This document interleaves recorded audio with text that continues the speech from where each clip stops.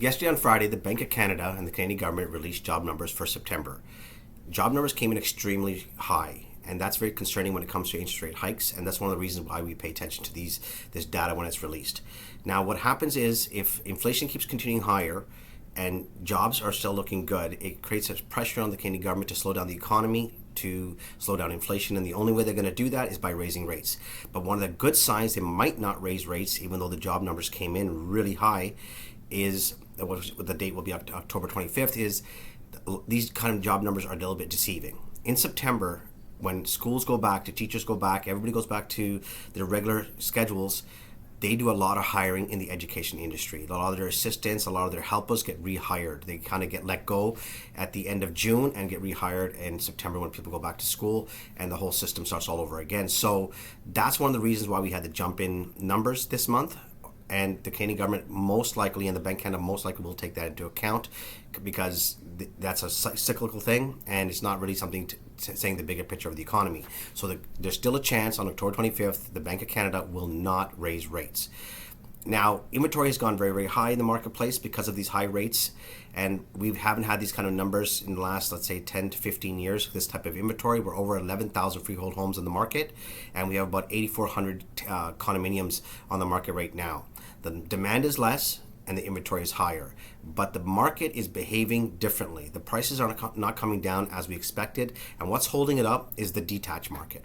The detached homes are still selling. There's a high demand for them, and people who own them don't seem to want to sell them. They've had them for a long time, they can afford to keep them, and if they don't get the price they want, they're not selling it. So this might continue for a few more months going to next year.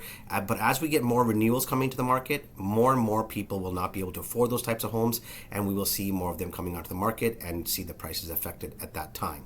Now, even though inventory numbers high in all of GTA, it may not be high in your area. You might be seeing homes in your street coming up for sale and selling right away, or you might see homes on your street coming up for sale and not selling for weeks and weeks, and then another one coming and another one coming.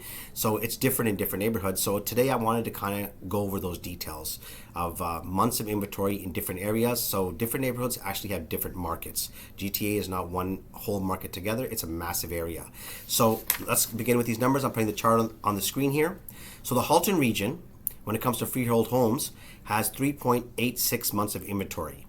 Now, to break down the Halton region, Burlington has 3.66 months of inventory, Milton has 3.85 months of inventory, and Oakville has 3.81.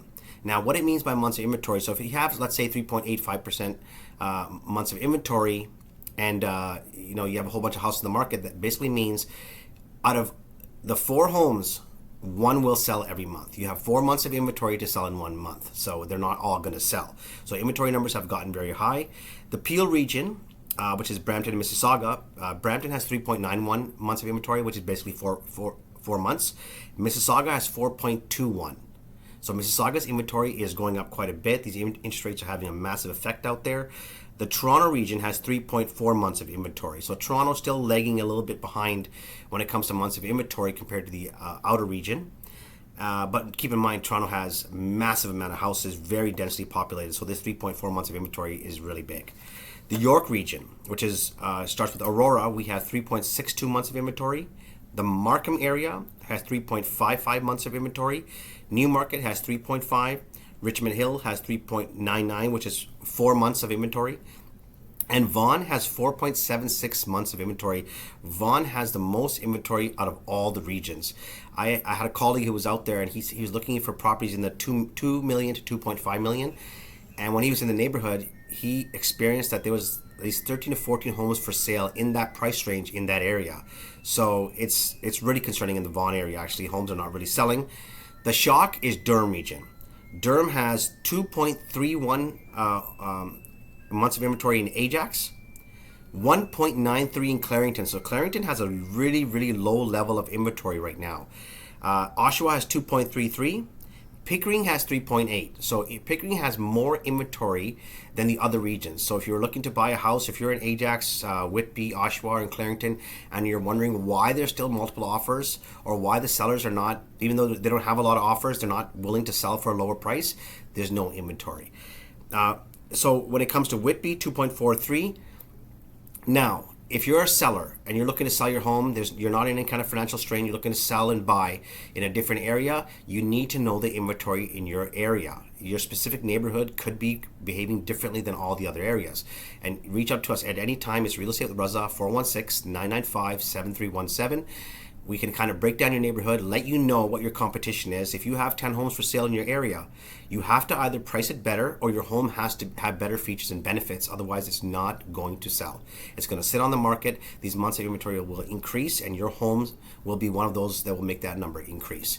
Now, if you're a person who's in financial difficulty, and you need to kind of get out of your home in the next 3 to 4 to 6 months because you've noticed the rates have gone up, you've renewed your home, renewed your mortgage rate, and you feel like you can manage it for now, but you may not be able to manage down the road, give us a call. You don't have to sell, there's no pressure, but we can kind of update you exactly what is happening in your neighborhood if you did decide to sell, and if you wanted to hold off, where we see the market being in 3 to 4 to 5 months.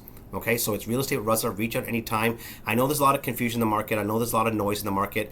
We've been able to help out a lot of families.